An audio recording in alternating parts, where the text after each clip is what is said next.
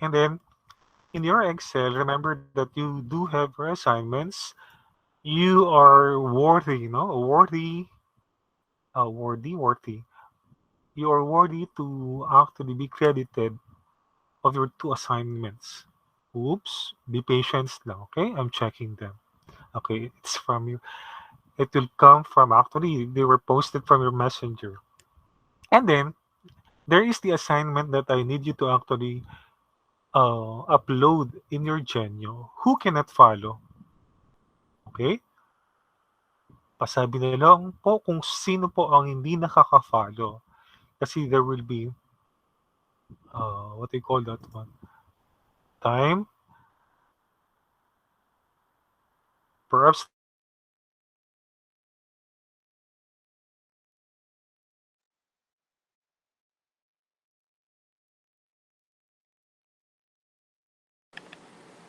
okay, dinig po ba ako?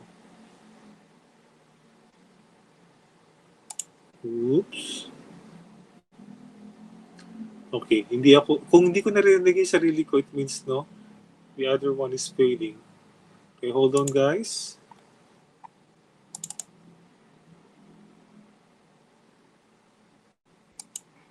Okay. So likewise, you do the same. Okay, if there must be, sorry, if there are failures in terms of the sounds and you're not hearing your voice in your Google Meet, you can actually log out and log in, okay? Okay, now, sige. Tomorrow in our homeroom, we'll walk through, no? When we say we'll walk through, we'll show your classmates how to actually upload in the assignment. I do not know if you know it, no? I presume or assume actually that you know it because you are grade 10, no? You're not, for the transferees, they might uh, not know, no? They may not know how to actually do the assignment uploaded in the Genio, but we'll teach them tomorrow, okay? So I'll jump into having your assignment be answered. Let's go.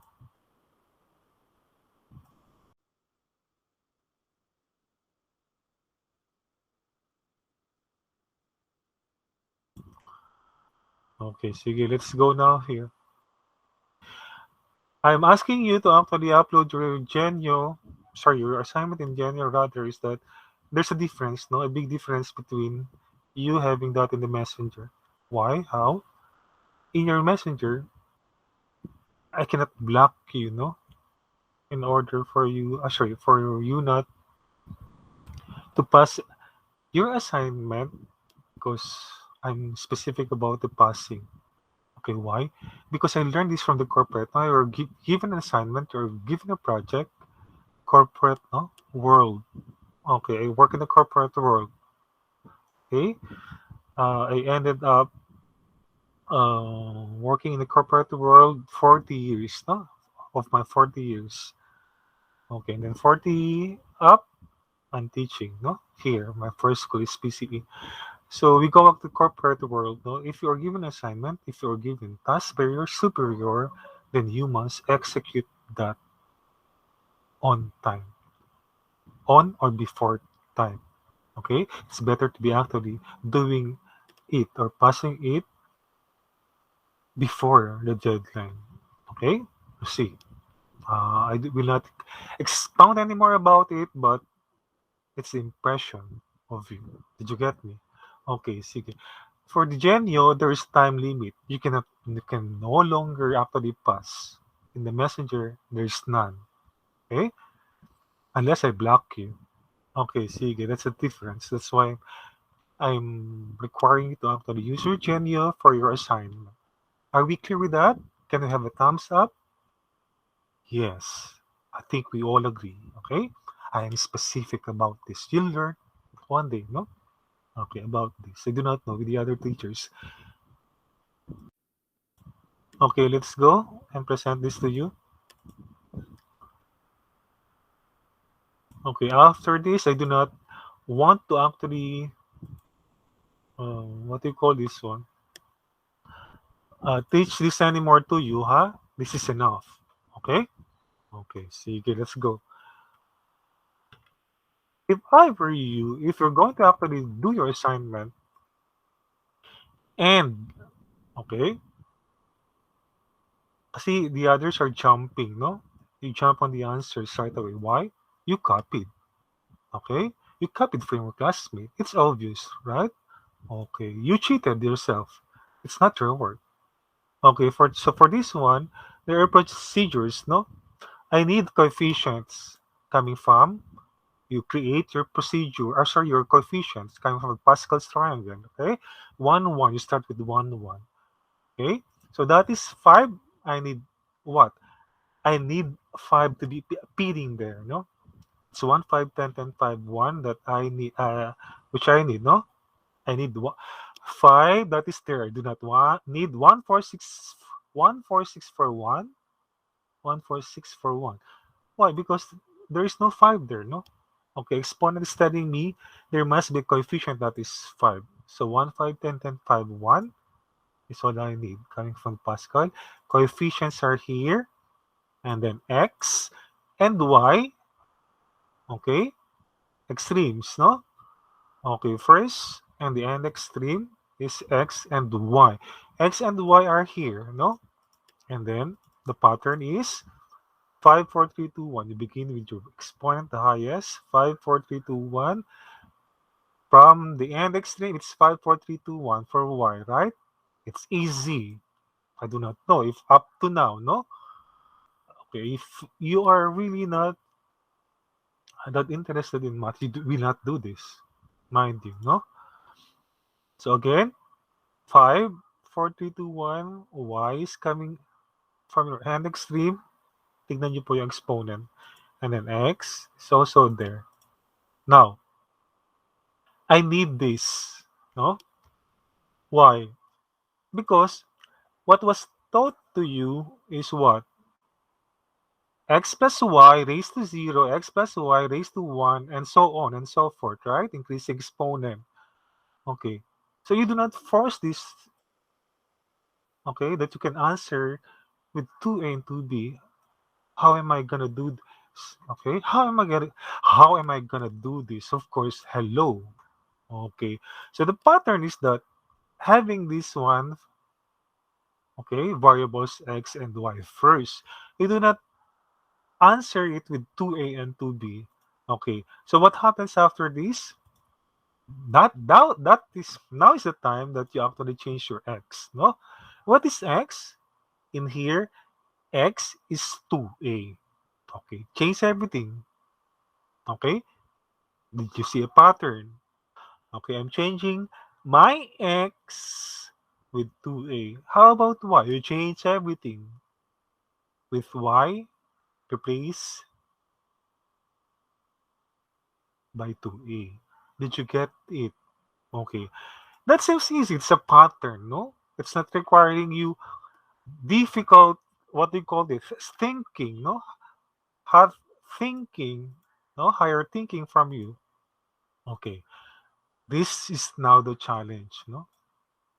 Now, if you don't want math really, and then you don't have this foundation, it will be difficult for you. Okay, let's go. If 2 is raised to 5, it's 32. If it's a inside, nakikita niyo pa rin ba yung gawa ko? Sige, 12:03 na. Marami pa ako naturo sa inyo, ha? Sige, let's go. If A inside the parentheses has a power that is 5, no? 2 actually is sharing 5, no? Exponent is being shared to 2 and A, not 2 alone, but A also. So 2 raised to 5, it's 32. Multiply it 5 times, no? Multiply 2 5 times. How about A? Means to say A is being multiplied 5 times also, right? A has an exponent that is 1. Remember that, imaginary. And 2 has an exponent that is 1, imaginary, no? 1 times 5, 1 times 5, right? Okay, so 1 times 5 pertaining to exponent, no? Power of a power. This is a power of a power rule, right? Okay, there's a power for 2, it's 1. There's a power for A, which is 1, times your power outside, right? Power of a power is multiplication. Okay, now next. 2 raised to 1. 1 times 4, right? Walang problema dyan. Kuha. Okay, 2 raised to 4, it's 16. Walang problema dyan. Let's go here. 2 raised to 3, it's 8. How about, okay, okay, there's no problem, no? It's so easy. Okay, bahala na po kayo sa iba. And then, I'll jump into this now, right? If you do not know how to multiply numbers, it will be difficult, no? If you're dependent with your calculator, yes, it's good, okay? But in your board exam, when you take your board exam, if you are nurse, if you will become nurse, take your board exam, engineer, architect, there's no calculator. Don't be entirely dependent on your calculator. Okay, anong naiintindihan niyo rito? Oh? Okay, madali lang, no? So, treat your coefficients with your exponents, it will expand. Okay? And remember that your coefficients must be there, no? They will be multiplied soon. After your coefficients inside the parenthesis is what? Simplified. We call it simplified because 4 raised to 5, 4 raised to 2 is not a simplified number, right? Okay, and then you do that. And then this one, offline. This is your answer, okay? Okay, and then what about this? The difference is just the minus, no? Okay. The minus is seed, alternate only, you know? The same answer, but, sorry, almost, the difference is they're having terms which are alternate, no? Alternating terms. Okay, in here, it's all positive. This one, it's positive, negative, it's alternating, no? That's the beauty of it, pattern, if you have this. Okay, so how do you do this again? Okay, if you note, if you notice, class, I do not want to actually write the sign first in between the terms, no? How many terms are there? It's 6, no? Again, your terms, it's 6 because of 5 plus 1. It's n plus 1. 5 is, n is your 5. It's 5 plus 1. It's 6. 2, 4, 6. You see, I do not write the signs first, especially if this is a minus, no? A minus. Okay, between the two terms, it's a minus. 2a minus 2b. Why? Okay, you see. Why? Because 2a is a positive, but negative 2b or 2b is a negative. Okay, see, from here, okay, you check the effect, no? I do not mind the operation there. There must be an operation there. Actually, signs would turn to be an operations later on, right? So from here, there's no sign. Okay, it's like neutral, no? They're all positive first. Okay, when I will be getting my signs, which becomes my operations, which is subtraction, in here, no? I will be getting the negative, positive, negative, positive from here. Okay? From your negative 2b. Did you get me? So from here, notice that the y is replaced by negative 2b. That is the time, no? It will give me my sign. Of course, when you raise negative to 1, it is a it is a negative. When you raise it to negative 2, we learn about it, right? Okay, the even and odd, okay, treating your negative or negative 1, okay, it will give you that. Naintindihan? Sige. Nakuha ang style ni Sir Romel. Kung hindi, sige, magpakamatay na naman kayo, ha? Ina-advise kong napakadali. Hindi, huwag kayo magpapakamatay. Mawalan ako estudyante maganda. Okay, hold on. Tignan natin kung ang mga... Okay, tignan ko nga kung nakaka-gets kayo. Bubugbugin natin yung mga hindi makagets. Sige, thumbs up. Okay? You do not write your signs there first, no? Okay. Naintindihan? Yung bane ni Sir Rommel? Okay, ganun po siya. Sige. We'll continue. Saan na ako? Okay, sige. Okay, you notice ha? Ayaw ko kayo diyan, ano? Hindi ako tumitingin diyan. I know that you are listening. I do not care, no? If you're open or close video cam. Okay, sige, let's go. Sana si Sir Rommel. Okay, so that's easy, no? I'll give that assignments to you. Okay, how about this? Okay, tignan natin. 12:10. Sige, I'm going to actually jump to the next lesson, introduction. Okay, I have this. It's but a negative, no? That is a negative. Outside the parentheses, 3x squared minus 4y cubed, and closing the parentheses, power of 4. Okay, sige. I still have this, no? So that I will not be confused. Okay, what's wrong with there? That must be 4.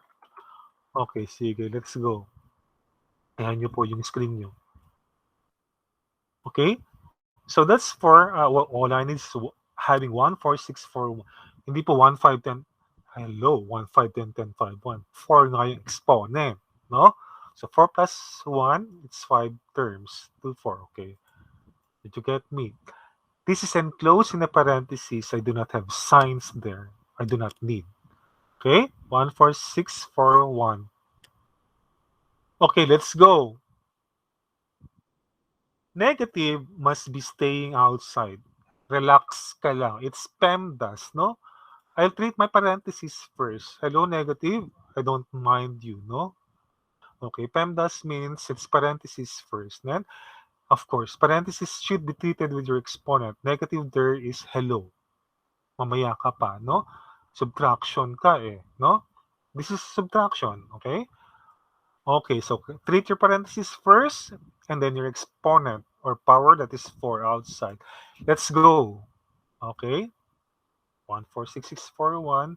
And then the beauty of your x and y, okay, meeting in the middle, no? Seems actually overlapping in the middle and then go. You go to end also, no? If this, what do you call this? Beginning, x is spreading to your right, and then your right, and, okay, spreading to your, parang ganun lang siya. It's easy. Just go. Okay, let's go now. Change everything to those, no? First term is 3x squared. Remember that. That pertains to x. Second term is negative 4xy squared. Okay? That pertains to your y. Change everything. X, both x and the y. And then, medyo mahirap na. Sige, go. Okay? All yellows are x. Replaced for what? 3x squared, no? It's now being replaced by 3x squared.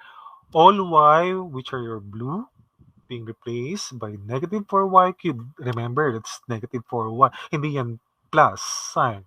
Okay? Okay, it's giving me an alternating sign. Okay, go. Tignan natin to, ha? Yung iba kasi sa inyo nalilito. Hello, power of a power, hindi nyo alam.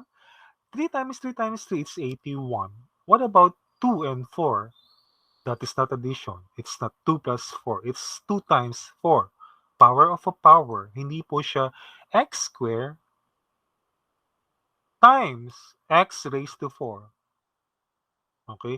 X squared times x raised to 4 is x raised to 6. That is plus. That is a product of powers. Okay. This one is power of powers. That is multiplication. 2 times 4, it's 8. Remember that. Okay? Naku, pag naging engineer kayo, nakalimutan nyo ito, wala na. Wala na kayo sa calculus. Ligwak na kayo, no? Okay, in gay lingo term, it's ligwak. 12, 14.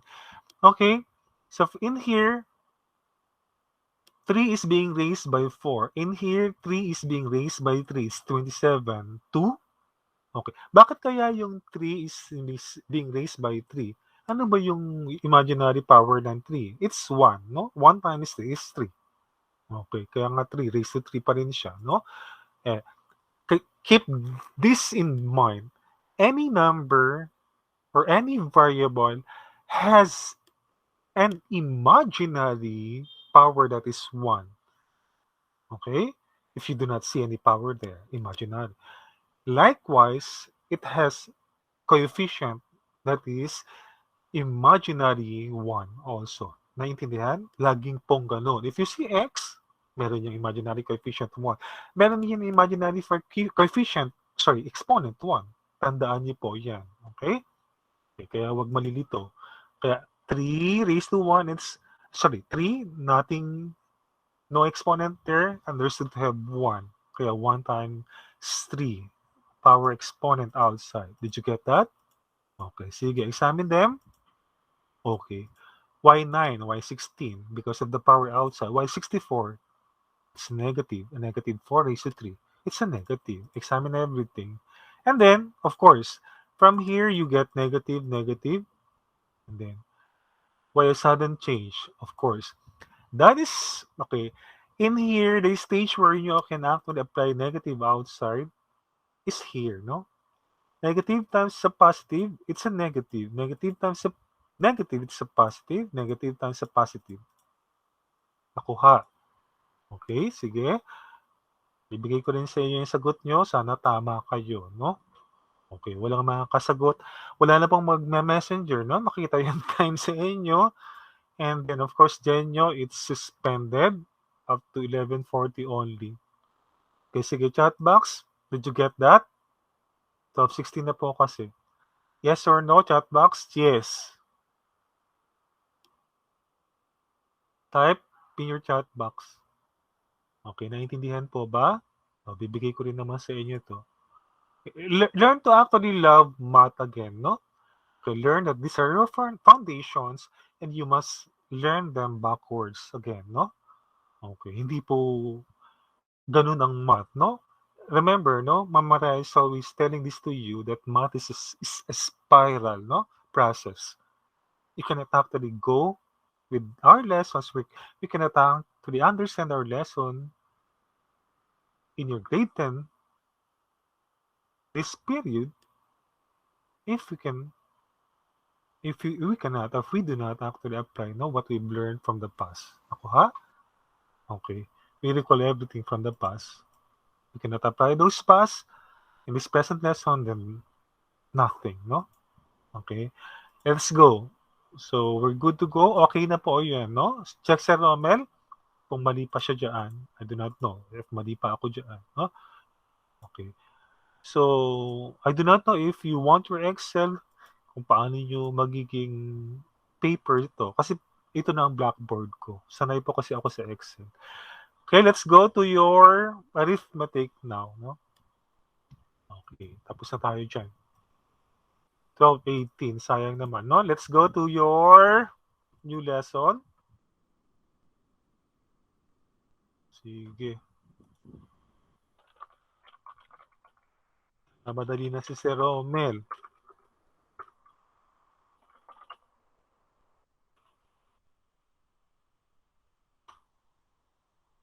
Okay, so I am a typist before. Okay, I'm not looking at my keyboard. I can type fast. I do not know, no? It's a gift, no? Okay, it should have been what I want. It should have been the piano. Ay, bakit ako sa quiz? Sorry. Dapat yon ay... Nasaan na ba ako? Workspace. Ano tayo sa lesson? 12:19, sayang yung time. Okay, let's go. So for your first lesson, okay, I want you to be going back, okay? I changed this. Okay, it's not pixelized anymore. It's in this way, no? Okay, for your new lesson, it's about arithmetic. No, I will not read this all, but we are going to actually dig deeper what arithmetic is. No? Its application in word problems. Okay, and then what else?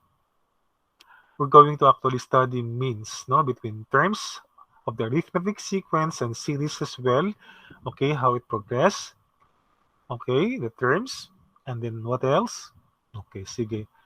I do not dwell with reading this, okay? It's time consuming. So for your lesson 1, I want you to be back there, no? And then check. Is Sir Rommel done, no? Is Sir Rommel finished with discussing everything in lesson 1? You check with the learning objectives, no? If we attain our objectives, it's up to you. Okay, so I have here video. Okay, you watch them, no? I will not watch them, but you watch them, no? They are added resources. Now, let's go to the new lesson. O, sige. Go to your textbooks. It's arithmetic sequences, means, and series. Math in Notion. Let's have this. Okay. I will not show that, no? There are triangles there formed, no? With dots or with periods there or points there. And then there must be a triangular or triangles created by those points, but they're not do not overlap, no? Non-overlapping. They do not overlap. Okay? Okay, remember the brotherhood Pythagorean, no?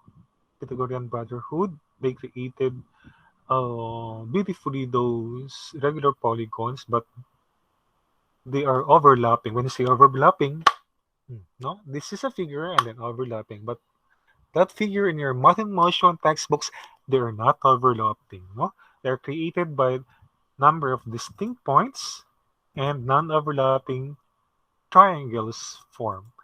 And then, if you notice, okay, there is but a one. No, it's a subscript one term. That's the first term up to a n term. Okay, we do not know what the number is here. No, a n. What is n there? No, it's okay. And then 3, 4, 5, 1, 2, 3. Okay, there must be a pattern, no? Okay, we're all thinking it's easy. Sir, that's plus 1, sir. And then, sir, that's plus 1. Okay, the same. Tama ba si sir? Okay, sige. Napad na ako. Ayoko magsulat, no? So, about this, sir. So, dito, 8 ito. Right? Okay. So, and then, this one. So, it's just filling the series. Oh, yes. Count 2, 4, 6, 8. There are actually 8 terms there, no? A sub of 8 means there are 8 terms, no? From 3 to 10 and then 1 to 7. Beginning with 3, increasing with 1, beginning with 1, increasing with 1, no? It's increasing sequence, increasing, no? Why? Because there is a difference of 1. Nakuha? Okay. So this is basically arithmetic. Okay. What you see is arithmetic. So counting numbers, odd numbers, even numbers are really counting numbers. Or sorry, are arithmetic sequence rather, no? Okay, sige. Let's learn more. Sige, punta na kayo sa textbook nyo. Nabilis lang ako magsalita. Ako ay hindi ako mag-waste ng time, no? Delete sa inyo or magiging for as long as naririnig ko yung sarili ko, I'm hearing myself clear. Okay? It must be clear also to you, though it's delayed. Okay, nasaan tayo? Sige, let's go to the textbook. Okay, so we want to actually learn the formulas. Okay, the key concepts, formulas, rules for your arithmetic, no? And please read. Sino magbabasa amongst boys? Loyola. Who's Loyola? Chael. Chael, pakibasa mo yung si inventor, no? Ng ating arithmetic sequence. Go.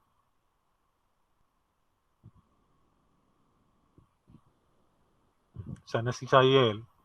Chael, you have your textbook? Wala. Who is that? He is Carl Ghost, no? In the end, Carl Ghost, ha?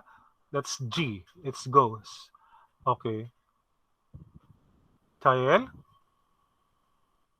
Bilis na mabilis. Okay, sige. We will not dwell with these readings, no? Okay, it's actually an additional information for me. History of mathematics. Who invented arithmetic sequence? Read it by yourself, no? We want to have arithmetic sequence with these symbols. D equals A sub of n minus A subscript n minus 1. A subscript minus n minus A subscript n minus 1, no? And then these ones, and then these ones. Okay, tignan natin. Ano ibig sabihin yan? Let's go. Okay? So do not mind this first, no? Do not mind this. So I have this. Okay, what happens? There must be a difference, no? In between terms, between 4 and 3 and 5 and 4 and so on, no? Between two consecutive terms, no? Beside each other, there's a difference. We call it a common difference, no? D is equal to AN. Okay, AN, hindi na ako mag-subscript. AN. In here, between 3 and 4, AN is 4. Okay, and then A subscript n minus 1 is 3. Remember that, no? So for this one, if n is 2, it is 2, no? So for this one, if n is 2, 2 minus 1, it's a 1, no? So therefore, they are unique, 4 and 3. So you use this for what? Okay, it should be the succeeding terms, the next term, and the previous term. This is the next term, this is the previous term. Nakuha? Or this is the current, this is the the next. Nakuha? If this is your current, this is your next. If this is your current, this is your previous. If this will be your succeeding term or next term, this is your previous. Oh, mahilo, okay? So this means actually is the next term. This means it is the previous term. That is why if I have 4, I have to have previous 4 minus 3, it's 1. Did you get that? So everything in here has a difference, a common, no? Between 7 and 6, between 5 and 6, or 6 and 5 rather, 4 and 3, no? But dapat mauuna po yung previous, no? Hindi po mauuna yung 3 and 4. Why? Because it is arranged, no? That 4 really is the next, not 4, 3, 2, 1. It's decreasing. Okay, what happens to the common difference? It will be negative. Kuha? 2 minus 3 will be a negative 1, no? There's a difference. Nakuha. Next. So, A subscript N really is what? Okay, it is but, nakuha? Okay, the present term, it is the next term. The next term really is 4, AN. It's really adding a common difference to the present term or the previous term. Okay, in this case, AN minus 1 is 3. What is the common difference? What do you observe, no? Between each terms? It's 1.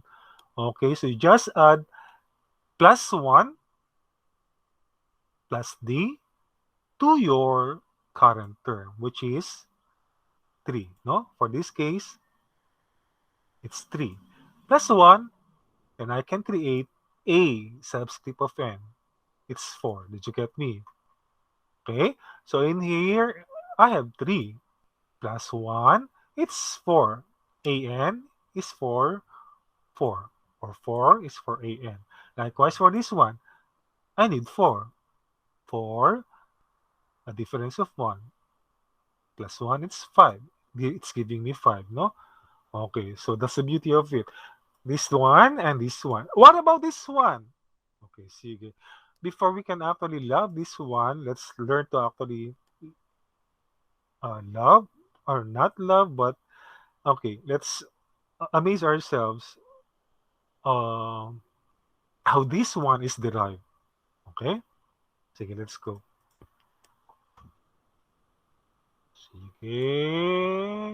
Sige, tingnan natin, no? Baka mahilo na kayo dyan. 29, I have 1 minute. Nahilo? Sige, bahala kayo dyan.